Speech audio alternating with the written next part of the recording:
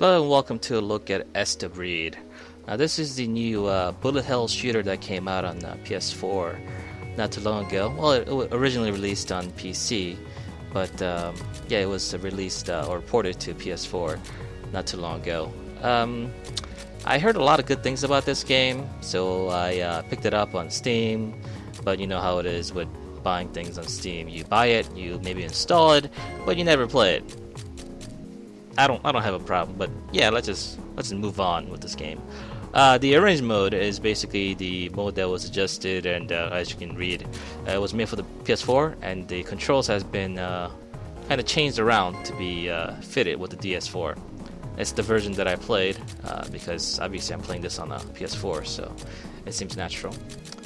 I've already beat the game once, so I'm able to go here, change the difficulty, change the chapters and stuff. But yeah, let's just get right into it and see what the game is like. Don't need to really change any of that, I don't think. Let's go straight into it. Unless I want to show up something different. No, it's fine.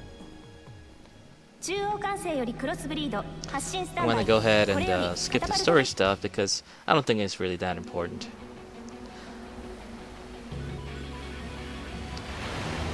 First of all, this is a pretty nice looking game. I wouldn't say it's a state of the art or anything like that, but as far as like an indie studio kind of shooter goes, it looks very nice. It looks really clean, it looks stylish. The controls are relatively simple but also very intuitive.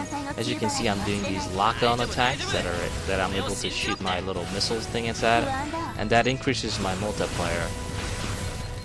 And after I do that, I'm able to use my sword to kind of finish them off to get a bonus amount of points. My sword is also used to cut certain types of bullets and such, and that actually enhances my EX attack. I can also cut those missiles and stuff like that too. I can't cut these red tracer things that come at you, but I can cut basically everything else.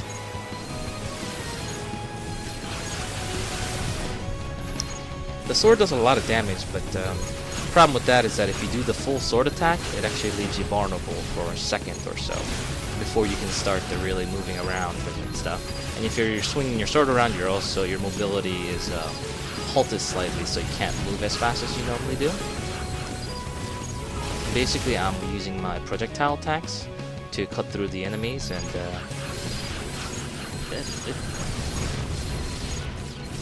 and then once the multiplayer is up, I use the sword attack. There's also a very powerful EXE meter that builds up over time.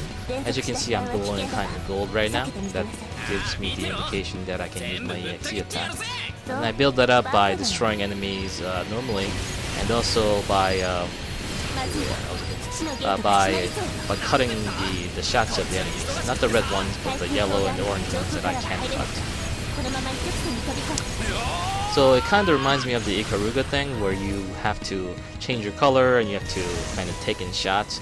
In that regard, instead of taking shots, you just cut the shots that you can, and there's ones that you can't either. So I'm trying to take as many shots as possible. EXE to dodge missiles. Just keep swinging away at those missiles. Build up that EXE bar.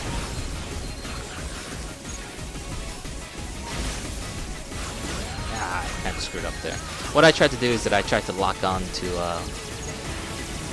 as many shots as possible, and then once I do that, I'm able to. I also am using the dash attack to kind of go across enemies and shots that I can't normally dodge, and in that way I can basically kind of zip through enemies and use my invulnerability frames to dodge attacks that I would normally not be able to dodge.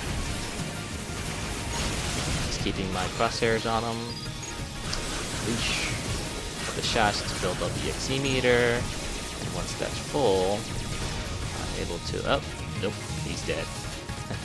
Oh, he is the first boss after all, so it's not gonna be too tough. But the first boss is actually a bit of a decent indicator for how difficult the game is. I think I found the game relatively easy, a normal difficulty in the first playthrough.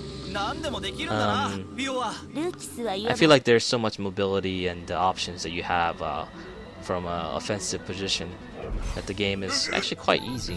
I'm sure the game is much tougher on hard mode, but as I saw it, I thought it was fairly easy. I mean, not too easy to the point where it was unsatisfying, but I actually generally like bullet hell shooters to be very challenging.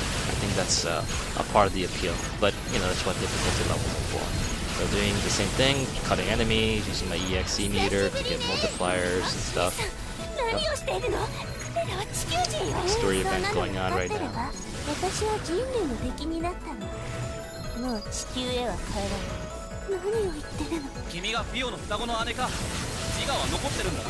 I think my biggest complaint of this game actually comes from the way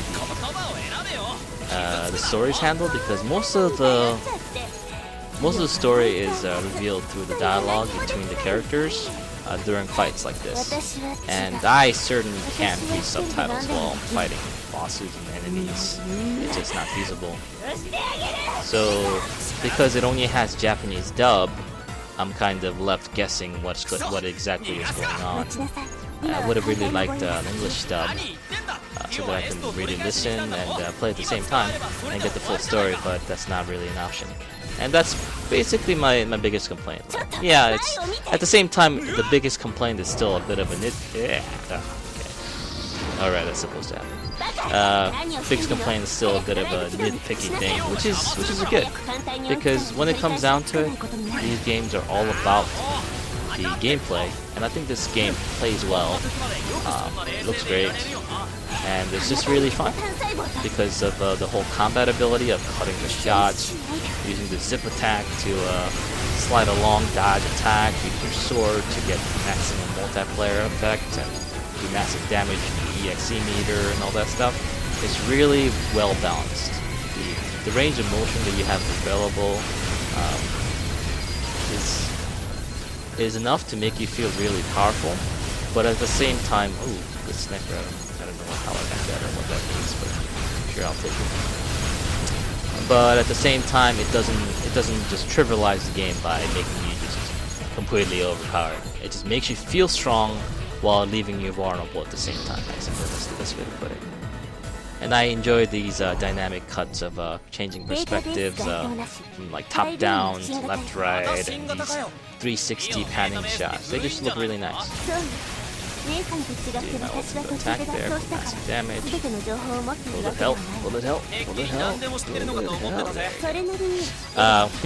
All things considered, from a bullet hell perspective, these shots are like trivially easy to dodge. But hey, I generally don't play too many of these games because honestly, they don't put that many out on the consoles. I think there's a decent amount on PC that gets localized or that just gets put out as an import, but good shots. I have my full EXE meter, and there we go. Look at that damage. Very nice. So I'm using my right stick to hone in on the enemy and trying to get as many locked on as possible, and then I unleash my little I don't know what you call them, but I think they're Gradius had a terminology for those kind of things, but I forget what they are. Get the shots, get an EXE meter, and unleash. That's the shots. Yep, and it's dead. Pretty clean fight overall, I think. Yeah, slice you in two.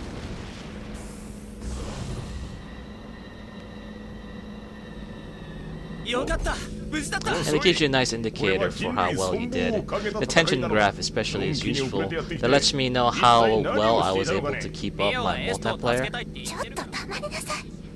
Is it multiplayer or multiplier? I guess it's both. Both is fine. But yeah.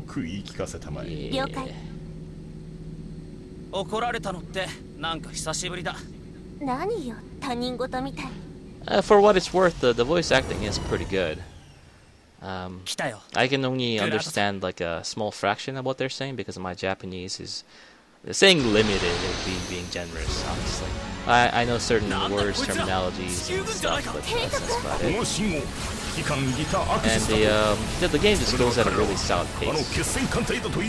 Fighting giant bosses to little dinky ass enemies. But you know, dinky ass enemies also come in giant waves, so yep, good.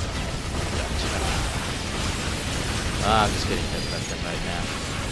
But anyway, yeah, I quite enjoyed my experience with the game. I look forward to playing through it again in hard mode to see how much more difficult it becomes. But overall, I really like the game.